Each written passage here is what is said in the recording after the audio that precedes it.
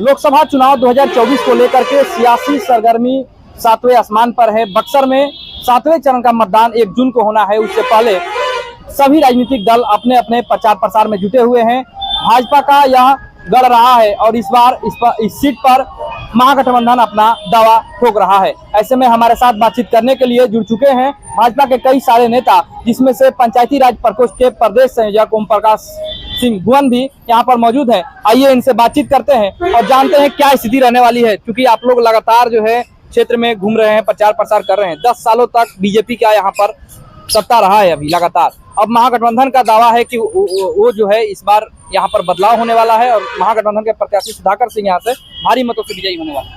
एक तो ये 10 साल से नहीं, पिछले 24 सालों से भाजपा का बक्सर गढ़ रहा है। यहाँ की जनता राष्ट्र भाव के साथ राष्ट्र कैसे बढ़े, भारत की संस्कृति कैसे मजबूत हो, इसके लिए हमेशा पिछले 24-25 वर्षों से भारतीय जनता पार्टी के साथ रही है, आगे भी रहने वाली है। विपक्षी अपनी बात कहते रह जाएंगे, भारतीय जनता पार्टी फिर से जीतेगी और मोदी जी के 405 पार के नारे के साथ बक्सर भी उस 400 से ऊपर वाली संख्या में रहेगा, यह स्पष्ट। जिस प्रकार से भगवान श्री राम का मंदिर का वहां पर निर्माण हुआ अयोध्या में, उसके बाद से ऐसा लग रहा था कि बीजेपी को अब किसी मुद्दे की जरूरत नहीं है और बीजेपी जो है चुनाव जीत चुकी है। लेकिन अभी का जो मौजूदा हालात देखा जाए, इसमें से कहीं ना कहीं विपक्ष यह भी कह रहा है कि बीजेपी के पास जय श्री राम का मुद्दा था और उसके आधार पर चुनाव लड़ना चाह रहा था। लेकिन जनता जो है उस पूरे मुद्दे को भूल चुकी है और इस बार जो है जनता बदलाव की मूड में है। मित्र, भारतीय जनता पार्टी और उसके विचारों से सहमत रहने वाले संगठन सकारात्मक राष्ट्र भाव पिछले 100 वर्षों से जगा रहे हैं। यह देश लगभग 1500 वर्षों से नकारात्मकता में डूबा। तो जो आपका प्रश्न है कि राम मंदिर से लग रहा था कि पूरा माहौल बन जाएगा, 1500 वर्षों की नकारात्मकता जो पूरे समाज में डाली गई, जाति के नाम पे, अगड़े पिछड़े के नाम पे, धनी अमीर गरीब के नाम पे, इतना नकारात्मक भाव है। उस नकारात्मकता से अलग हटना पूरी तरह इतना आसान नहीं है। राम मंदिर ने उस 1500 वर्षों की नकारात्मकता की आवाज को थोड़ा दबा दिया है, यही काफी है। और उसी के सहारे हम लोग 400 पार भी करने वाले हैं और फिर से नरेंद्र मोदी जी की सरकार को बनाने वाले हैं। इसके पहले जितने भी चुनाव हुए हैं उसमें एनडीए के साथ बक्सर जिले के जितने भी राजपूत मतदाता थे वो दिख रहे थे। लेकिन इस बार जो राजपूत वोटर हैं वो कहीं ना कहीं बीजेपी से उनका जो है जुड़ाव कम हो रहा है और महागठबंधन के प्रत्याशी सुधाकर सिंह के खेमे में जाते नजर आ रहे हैं। आपकी जानकारी के लिए पूरे भारत में अगर ये जातिगत आप सर्वे करेंगे, ये जीटीवी का आंकड़ा मैं बता रहा हूँ, सबसे ज्यादा 82.6% राजपूत भारतीय जनता पार्टी को वोट कर रहे हैं 2014 के बाद। अन्य जातियां उससे नीचे ही। तो जो पूरे देश के राजपूत मतदाता का माइंडसेट है, बक्सर भी उसी देश में आता है, उसी भारत माता का अंग है। यहाँ के भी राजपूत पिछले मैंने कहा 24 वर्षों से भारतीय जनता पार्टी के साथ सारे जाति भेद मिटा करके अडिग खड़े रहते हैं। इस बार भी खड़े हैं। लोग जो कह रहे हैं कहने दीजिए, उनके कहने का कोई असर नहीं पड़ने वाला है। आप वोटिंग के दिन बूथ वाइज काउंट करवा लीजिएगा। जिस दिन काउंटिंग होगा आप देख लीजिएगा, पूरा राजपूत समाज भारतीय जनता पार्टी, राष्ट्रवाद और नरेंद्र मोदी जी के साथ खड़ा। विपक्ष का आरोप है कि एनडीए ने इस बार फिर से बाहरी प्रत्याशी ला दिया है। 10 सालों तक भागलपुर के अश्वनी चौबे को यहाँ पर सांसद बना करके रखा गया था, उनके जाने के बाद फिर से गोपालगंज से ला दिया गया है। ऐसे में बक्सर की जनता के साथ नाइंसाफी हो रही है। देखिए, बक्सर की जनता के साथ नाइंसाफी और बाहरी भीतरी मुद्दा, मैंने एक जो शब्द कहा 1500 वर्षों की नकारात्मकता, आखिर अगर हम भारत को पूरा एक देश मानते हैं तो भारत के किसी भी अंग का बेटा हर जगह का बेटा है। हमारे बगल में ही अब नरेंद्र मोदी जी से बड़ा उदाहरण कौन होगा। और नरेंद्र मोदी जी ने तो एक राजनीति में एक नई मिसाल खड़ी की। 2014 में याद होगा 2 जगह से लड़े थे। बड़ोदरा ने सबसे ज्यादा अंतर से जिताया था।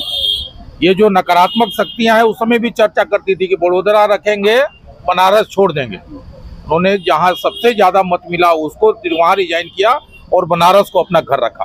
और आज भी बनारस की जनता उनको आशीर्वाद दे रही है। मिनी काशी के नाम पर भी बवाल हो रहा है कि बक्सर का अपना महत्व है, मिनी काशी क्यों भाजपा कह रही है? देखिए, ये मेरा भी व्यक्तिगत विचार है और भाजपा नहीं करती। भुवन कह रहे हैं, धनंजय पांडे कह रहे हैं, सतीश सिंह कह रहे हैं, इसका मतलब भाजपा कह रही है, ये नहीं मानना चाहिए। बक्सर का अपना एक आध्यात्मिक महत्व है। काशी का अलग इतिहास है, गया का अलग इतिहास है। आप देखेंगे तो काशी और गया के बीच बक्सर एक अपने आप में बहुत बड़ा आध्यात्मिक केंद्र है। आपने कहा कि बक्सर बहुत बड़ा आध्यात्मिक केंद्र है, लेकिन आपको नहीं लगता है कि 10 सालों में एक देश में जहां मजबूत सरकार रही है, बनारस का विकास हुआ, अयोध्या का विकास हुआ, कई सारे जितने भी 4 धाम यात्रा वाले तीर्थ स्थल हैं उन सभी का डेवलप हुआ, लेकिन आपने जिस प्रकार से कहा कि बक्सर जो है अपने आप में एक धार्मिक आध्यात्मिक महत्व है, कि इसको उपेक्षित रखा गया। आपकी जानकारी के लिए, अटल जी के समय पर्यटन राज्य मंत्री होती थी श्रीमती भावना बेन चिखालिया जी। आज भी वो पत्र मेरे पास है। विश्वामित्र की धरती, प्रभु राम और लक्ष्मण की शिक्षण भूमि का कैसे विकास हो, इसके लिए 2003 में ही उनको आवेदन भी दिया गया और उनका उस समय का पत्र आज भी है कि बक्सर को राम सर्किट में हमने डाल लिया है। यहाँ पर्यटन की संभावनाएं कैसे खड़ी हो, इस पे हम काम कर रहे हैं। आपकी जानकारी के लिए ये पत्र जा रहा। बड़ा देश है, बड़ी रचना है, धीरे धीरे गति बढ़ती है। आप गौर किए होंगे तो इस देश का प्रधानमंत्री यहाँ आता है और कहता है कि ब्रह्मर्षि विश्वामित्र की धरती, प्रभु राम और लक्ष्मण की धरती। आज धीरे धीरे बड़े बड़े संत, जीयर स्वामी जी का एक बयान मैंने देखा था, उन्होंने कहा कि विश्व की सबसे पहली यूनिवर्सिटी बक्सर। किसी भी चीज को, ये मैं मानता हूं कि बक्सर को जो ऊंचाई मिलनी चाहिए वो नहीं मिल पाई। इंतजार करें। जनता ने 10 सालों तक आप लोगों को, फिर मैं कह रहा हूँ 10 साल नहीं 25 साल 25 साल तक मौका दिया ना, लेकिन कहाँ महर्षि विश्वामित्र के तपोभूमि भगवान श्री राम के शिक्षा स्थली कह करके संबोधित किया जाता है सभाओं में, लेकिन महर्षि विश्वामित्र के नाम पर एक यूनिवर्सिटी तक नहीं है यहाँ पर। और यहाँ के जो बच्चे हैं वो आरा जाना पड़ता है उनको। गुलशन जी, आप पढ़े लिखे लोग हैं। कोई भी विषय की शुरुआत मन से होती है। दिमाग में जब सोच आती है, फिर वो अचानक धीरे धीरे चर्चा शुरू होती है, फिर वो लक्ष्य पे आता है। आज हमने विश्वामित्र विश्वामित्र विश्वामित्र कहना शुरू किया, राम लक्ष्मण की धरती का शिक्षण भूमि कहना शुरू किया। आप स्टेशन पे देखें तो विश्वामित्र और राम लक्ष्मण के सरकारी जगहों पे ये चित्र बनने लगे। निश्चित तौर पे आगे कि बहुत सारा काम, हम आपकी बात से सहमत हैं। मैंने पहले ही कहा कि जितना होना चाहिए था नहीं हुआ, और मैं तो एक लाइन उससे आगे बढ़ के कहता हूँ, सनातन संस्कृति पे विपक्षियों ने, यानी इस्लामी ताकतों ने और ईसाई ताकतों ने एक ही आरोप लगा पाए हम पे कि हम जातिवादी लोग, जातियों में बटे लोग हैं, जबकि हम जाति में कभी बटे लोग नहीं रहे। हम कर्म के आधार पे वर्ण बदलने वाले लोग रहे हैं। और हमारे बक्सर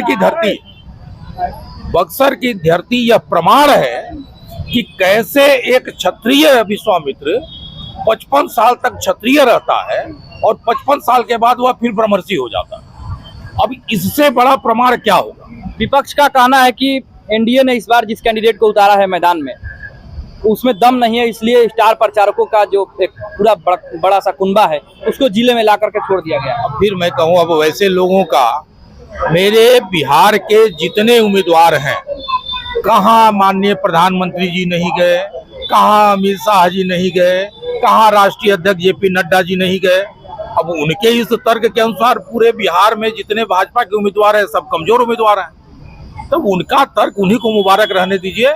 हमारे सारे उम्मीदवार मजबूत हैं, सारे उम्मीदवार ने, यहाँ का उम्मीदवार है तो भारतीय जनता पार्टी का बिहार प्रदेश का महामंत्री है, और यह ऐसा नेता है कि दिल्ली में भी बैठे सारे मंत्री इनको पहचानते हैं, जनता भी पहचानती है, पूरे बिहार के कार्यकर्ता पहचानते हैं। राजनीति में इससे बड़ा भी कोई औरा होता है क्या? पूरे बिहार के लोग पहचान रहे हैं। यह व्यक्ति केवल बक्सर लोकसभा तक सीमित नहीं है। बिहार के किसी कोने में पूछिएगा भाजपा के कार्यकर्ता से मिथिलेश तिवारी तो तुरंत बताएगा। जो विरोधी है उनका आरोप है कि मिथिलेश तिवारी जहां भी वोट मांगने जा रहे हैं केवल मोदी का नाम ले रहे हैं, उनके पास बक्सर के लिए, बक्सर के विकास के लिए कोई विजन नहीं है। देखिए, विरोधी तो भी एक लाइन में वो तो ये कहते हैं कि नरेंद्र मोदी जी ने देश बेच दिया। अभी कल ही मैं हिंदुस्तान अखबार में पढ़ रहा था कि कैसे भारत का सेंसेक्स उछाल मार रहा। विरोधियों की आवाज 2 साल से सुनिएगा तो उनका तो यही था, नरेंद्र मोदी ने देश बेच दिया, देश को बर्बाद कर दिया। हिंदुस्तान अखबार उन्हीं के विचारधारा का अखबार है। उस विचारधारा में कल ही एक आर्टिकल लिखा हुआ है कि कैसे भारत का सेंसेक्स जो है उछाल मार रहा है और विश्व में 3 पोजीशन खड़े हो गए।